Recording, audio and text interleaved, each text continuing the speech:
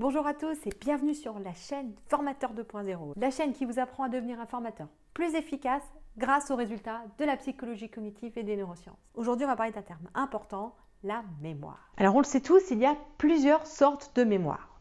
On entend souvent qu'il y a les gens qui ont une mémoire plutôt auditive et les gens qui ont une mémoire plutôt visuelle. Or, ceci, même si tout le monde le pense, c'est en fait ce qu'on appelle un neuromythe. Aucun résultat de recherche n'a réussi à voir si quelqu'un avait tendance à plus retenir les informations de façon auditive ou de façon visuelle. La façon dont on retient les choses dépend beaucoup plus de ce qu'on nous enseigne, de ce qu'on apprend en formation, que de si ça nous est dit de façon visuelle ou auditive. Mais en revanche, ce que la neuroscience nous a montré, c'est qu'il y a vraiment plusieurs sortes de mémoire, mais pas en fonction des gens. Non. Tout le monde possède toutes ces sortes de mémoire. Voyons voir un petit peu de plus près quelles sont ces sortes de mémoire. Quand on pense mémoire, on pense à ce qu'on va retenir longtemps et qu'on pourra récupérer plus tard.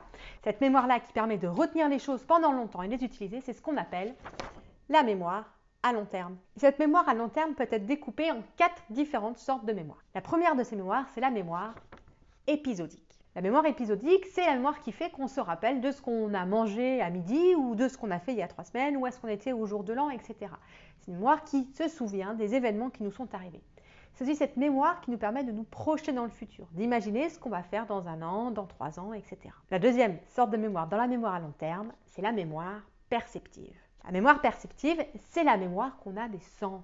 C'est comme ça qu'on va se souvenir, par exemple, du goût de la madeleine qu'on a mangée quand on était petit. Comme c'est aussi la mémoire qui est attachée à la vue, c'est la mémoire qui fait qu'on peut se souvenir, par exemple, des visages. Je sais que j'ai vu cette personne, je m'en souviens. Je me souviens que je l'ai déjà vue. Ça, c'est parce que c'est stocké dans ma mémoire perceptive. Quatrième sorte de mémoire à long terme, c'est la mémoire procédurale.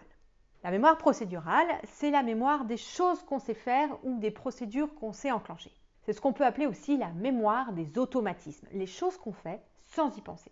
Par exemple, faire du vélo, courir, mais ça peut être aussi le rituel du matin. Tous les matins, vous ne vous demandez pas, tiens, qu'est-ce qu'il faut que je fasse après avoir fait pipi? Non, vous savez que vous allez partir dans votre douche. Pas besoin de s'en rappeler, c'est stocké dans la mémoire procédurale et c'est elle qui prend le relais sans qu'on s'en rende compte. C'est un automatisme. Dans la mémoire à long terme, on trouve aussi la mémoire sémantique. La mémoire sémantique, c'est la mémoire des mots, du vocabulaire et donc des concepts. C'est ce qu'on appelle la mémoire des savoirs. Cette mémoire-là va être extrêmement sollicitée en formation.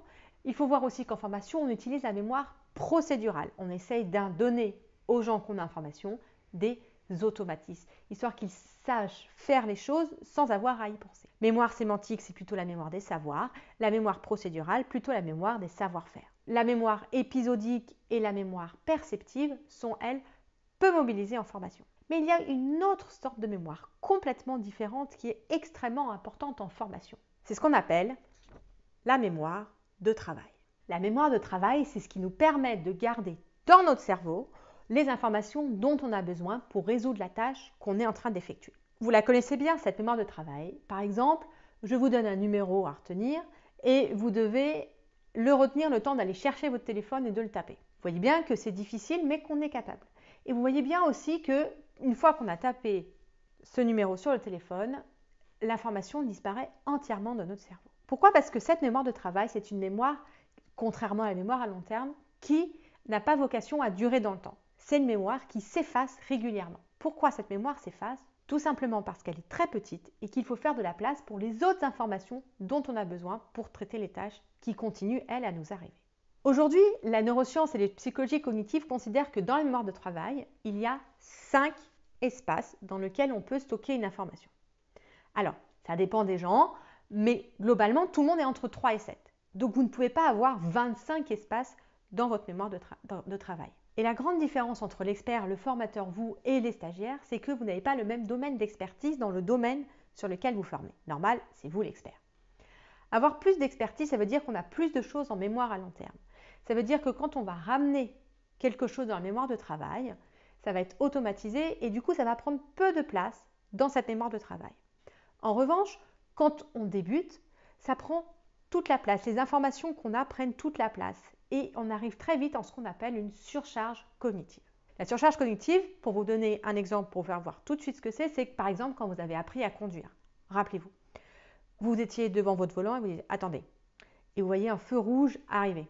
Et tout de suite, c'est le stress. Oh, le feu rouge, il faut que je clignote Ah non, il ne faut pas que je clignote parce que je ne tourne pas, il faut que je freine, il faut que je déboîte, il faut que je change de vitesse. Tout ça arrivait et ça vous prenait tout votre cerveau. Si on parle à un débutant qui est en train de conduire, très vite il s'arrête dans la discussion parce qu'il n'est pas capable de gérer ça en même temps. Il est concentré sur la conduite. Si ça fait plusieurs années que vous avez votre permis, ça ne vous arrive plus du tout. Vous arrivez à parler en conduisant, un feu rouge ne vous fait pas peur. Pourquoi? Parce que toutes ces informations sont rentrées dans la mémoire procédurale, celle des automatismes, et ne prennent plus de place dans la mémoire de travail. Il n'y a donc pas de surcharge cognitive. Et cette notion de surcharge cognitive va vraiment vous aider à faire des formations plus efficaces. Il faut vraiment vous poser la question du nombre de concepts et du nombre d'automatismes que vous introduisez à chaque moment de votre formation. S'il y en a trop, vous allez perdre vos stagiaires. Une bonne façon de regarder le nombre, c'est par exemple de regarder le nombre de vocabulaires nouveaux que vous employez. Un vocabulaire nouveau, ça peut être un mot qu'on n'a jamais entendu, bien sûr, mais ça peut être aussi, et là c'est plus insidieux, un mot que vous utilisez tout le temps et qui pour vous a un sens et qui a un autre sens pour les stagiaires. Si par exemple vous formez à la mécanique des fluides et que vous parlez de pression, pour vous, pression, ça veut dire beaucoup de choses. Pour les stagiaires, pas grand-chose. C'est donc un nouveau mot. Faites très attention aux nouveaux mots que vous introduisez. Introduisez-les petit à petit et quand vous êtes en train de préparer votre formation, mettez-vous explicitement les mots que vous introduisez au fur et à mesure. Voilà, c'est tout pour cette semaine. J'espère que cette vidéo vous a plu, que vous êtes un peu plus au point sur le fonctionnement de la mémoire et sur comment s'en servir en formation. La semaine prochaine, on parlera plus précisément de la mémoire à long terme. En attendant, si ça vous a plu, n'hésitez pas à liker, à partager et à vous abonner. Et moi, je vous dis à la semaine prochaine.